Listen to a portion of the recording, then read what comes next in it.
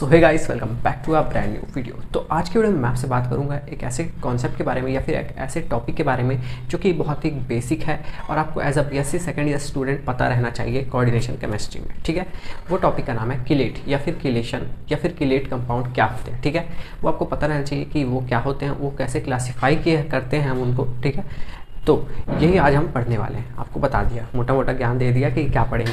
अगर आपको ये वीडियो अच्छा लगे देखने के बाद तो इसको लाइक कर देना, चैनल को सब्सक्राइब कर देना इसी तरह के यूज़फुल वीडियोस के लिए, और बेल आइकन पे सिलेक्ट कर देना। ठीक है गाइस, करते हैं वीडियो। किलेशन में आगे बढ़ने से पहले या फिर किलेट हमें पढ़ने से पहले हमें पता रहना चाहिए कि कोऑर्डिनेशन कॉम्प्लेक्स क्या होता है। एक मेटल रहता है, मेटल जनरली डी ब्लॉक के ही एलिमेंट्स रहते हैं। ठीक है, ट्रांजिशन मेटल इसीलिए बोलते हैं उन लोग को हम लोग।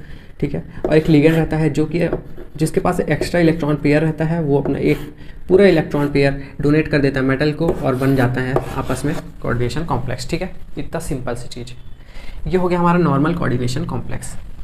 कल हमने पढ़ा था कि लिगेंड्स बहुत टाइप के होते हैं। अगर एक डोनर एटम रहता है तो यूनिडेंटेट लिगेंड होता है। अगर लिगेंड के पास दो डोनर एटम रहते हैं, ठीक है, फॉर एग्जांपल इथिलीन डाइअमीन, जिसको हम EN से भी लिखते हैं और जिसका स्ट्रक्चर होता है CH2 NH2 CH2 NH2। ठीक है, तो अब अगर मेटल के साथ हम इसको जोड़ते हैं तो ये कैसे जुड़ता है। ठीक है, NH2 CH2 CH2 NH2। तो यहाँ पे ये लिगेंड है, इसने अपना एक इलेक्ट्रॉन पेयर डोनेट किया और बना लिया कोऑर्डिनेशन कॉम्प्लेक्स। ठीक है, सिमिलरली ये एक लिगेंड है, एक तरह का लिगेंड है जिसके पास एक इलेक्ट्रॉन पेयर नहीं रहता, दो इलेक्ट्रॉन पेयर रहते हैं, मतलब कि दो डोनर एटम रहते हैं।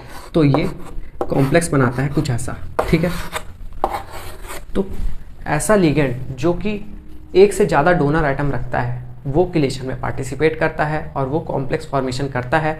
तो हमें क्या मिलता है, किस तरह का कॉम्प्लेक्स मिलता है, एक साइक्लिक फॉर्म में मिलता है। मतलब आप देख सकते हो ये एक साइक्लिक स्ट्रक्चर है, ऐसे एक साइक्लिक स्ट्रक्चर बना।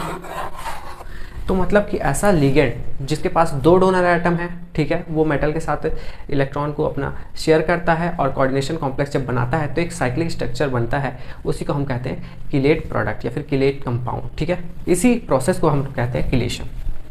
जो अभी मैंने आपको एग्जांपल के तौर पे बताया वही सिंपल चीज़ वर्ड्स में लिखी हुई है कि cyclic structure formed during the complex formation. मतलब कि कॉम्प्लेक्स का फॉर्मेशन करते हुए हमें एक साइक्लिक स्ट्रक्चर मिलता है। कब मिलता है, जब सेंट्रल मेटल आयन जो रहता है वो किससे बॉन्ड का रहता है, बॉन्डेड विथ लिगेंड। ठीक है, लिगेंड से बॉन्ड रहता है, दो या दो से ज़्यादा प्लेस में अगर बॉन्ड रहता है तो हमें कॉम्प्लेक्स फॉर्मेशन मिलता है। और वो कॉम्प्लेक्स फॉर्मेशन जो रहता है वो साइक्लिक स्ट्रक्चर का रहता है। इसी को हम बोलते हैं किलेट या फिर किलेशन। ठीक है, इस कॉल्ड किलेट। तो अगर आपको लिखना है तो बीएससी में आप ऐसे लिख सकते हो। इंट्रो पढ़ने के बाद हमें इतना तो पता चल गया कि किलेट क्या होता है। ठीक है, तो किलेट में जो हम लोग लिगेंड यूज़ करते हैं वो होते हैं पॉलीडेंटेट लिगेंड, क्योंकि उनमें दो डोनर एटम रहते हैं या फिर दो से ज़्यादा डोनर एटम रहते हैं, इसीलिए उसको पॉलीडेंटेट लिगेंड कहा जाता है। और इन्हीं पॉलीडेंटेट लिगेंड को किलेटिंग एजेंट्स कहा जाता है, क्योंकि ये किलेट करवाते हैं। ठीक है, करते हैं या करवाते हैं। और इसी प्रोसेस का, the process of formation of किलेट्स is called chelation. ठीक है, इतना आपको पता रहना चाहिए। ये बेसिक इंट्रो है जो आपको आना चाहिए, बेसिक नॉलेज। अब हम पढ़ते हैं क्लासिफिकेशन की तरफ। तो किलेट को हम दो तरह से क्लासीफाई कर सकते हैं, मतलब दो तरह से हम वो साइक्लिक रिंग बना सकते हैं। कैसे बना सकते हैं, दो तरह के बॉन्ड से। एक होता है कोवेलेंट बॉन्ड, उससे बन जाएगी साइक्लिक रिंग। दूसरा होता है कोऑर्डिनेट बॉन्ड, उससे बन जाएगी साइक्लिक रिंग। तो दोनों में डिफरेंस क्या होता है। ठीक है, तो कोवेलेंट जो बॉन्ड रहता है वो शेयरिंग ऑफ इलेक्ट्रॉन से बनता है। मतलब कि मेटल अपना एक इलेक्ट्रॉन शेयर करेगा बॉन्ड बनाने के लिए और लिगेंड भी अपना एक इलेक्ट्रॉन शेयर करेगा बॉन्ड बनाने के लिए। पर कोऑर्डिनेट बॉन्ड में क्या होता है कि मेटल अपना कोई इलेक्ट्रॉन शेयर नहीं करता, जो शेयर करता है वो अपना लिगेंड ही अपना इलेक्ट्रॉन पेयर शेयर करता है। मतलब कि देखो, कोवेलेंट बॉन्ड में मतलब एक बॉन्ड बन रहा है तो मेटल अपना एक इलेक्ट्रॉन लगाएगा और कोई भी मान लो लिगेंड अपना एक इलेक्ट्रॉन लगाएगा और आपस में एक बॉन्ड बनाएंगे, इसको बोलेंगे हम कोवेलेंट बॉन्ड। पर कोऑर्डिनेट बॉन्ड में क्या होता है, मेटल अपना कोई इलेक्ट्रॉन नहीं लगाएगा और लिगेंड अपना दोनों इलेक्ट्रॉन लगा के एक बॉन्ड बनाएगा, इसीलिए इसको एरो से शो करते हैं। ठीक है, इतना आपको समझ में आ जाना चाहिए। मतलब कि अगर आप प्यार कर रहे हो किसी से, ठीक है, प्यार कर रहे हो और सामने वाला भी आपसे उतना ही प्यार कर रहा है, दोनों अपना 50-50% दे रहे हो तो अच्छा चलेगा वो रिलेशनशिप। पर कोऑर्डिनेट बॉन्ड के केस में मतलब कि आप ही बस प्यार कर रहे हो, सामने वाला प्यार नहीं कर रहा है, पर आपने कैसे भी करके उसको भी मना लिया अपने साथ रहने के लिए, वो होता है हमारा कोऑर्डिनेट बॉन्ड। ठीक है, इतना आपको क्लियर रहना चाहिए। अब बात करते हैं ऐसे कौन से ग्रुप है जो कोवेलेंट बॉन्ड बनाएंगे और ऐसे कौन से ग्रुप है जो कोऑर्डिनेट बॉन्ड बनाएंगे, ठीक है। तो यहाँ पे पहला ग्रुप है जो हमारा कार्बोक्सिलिक ग्रुप है और दूसरा है सल्फोनिक ग्रुप है। ये एग्जांपल है, और भी बहुत सारे होते हैं पर आपको मैं एग्जांपल की तरफ से समझा रहा हूँ, ठीक है। मान लो ये मेटल के पास आया ये ग्रुप, ठीक है। तो जैसे ही आता है तो ये जो हाइड्रोजन है इसका, ये बोलता है कि मैं नहीं रहूँगा तेरे पास, मैं जा रहा हूँ, बदले में मेरे को जाने दे और तू मेरा भी इलेक्ट्रॉन रख ले, ठीक है। तो यहाँ पे भी कोवेलेंट बॉन्ड से बॉन्डिंग हुई थी, तो ये जो इलेक्ट्रॉन है ये यही रख लेता है और हाइड्रोजन H+ के फॉर्म में निकल जाता है, ठीक है। हाइड्रोजन निकल गया और COO के पास आ गया नेगेटिव चार्ज, ठीक है। ये नेगेटिव चार्ज आया तो इसने अपना, अब क्या हुआ, मेटल ने अपना एक इलेक्ट्रॉन लगाया और जो O के पास नेगेटिव चार्ज था उसमें एक इलेक्ट्रॉन था, उसने अपना एक इलेक्ट्रॉन लगाया और बन गया ये एक कॉम्प्लेक्स, ठीक है। ये एक नहीं रहता, ये दो रहते हैं, 2 से 3 रहते हैं, तो मतलब साइक्लिक स्ट्रक्चर ही बनता है, तो आपको पता रहना चाहिए। फिर और यहाँ पे कोऑर्डिनेट बॉन्ड में क्या होता है, यहाँ पे कोई H नहीं निकलता है, आके बोलता है मैं तो नहीं निकलूँगा, तेरे को जो करना कर ले। और नाइट्रोजन के पास रहता है एक्स्ट्रा इलेक्ट्रॉन पेयर, तो ये अपना इलेक्ट्रॉन पेयर को दे देता है इसको चुपचाप से और बना लेता है कॉम्प्लेक्स, ठीक है। ये बस आपको एग्जाम्पल की तरह बताने के लिए बता रहा हूँ, ठीक है।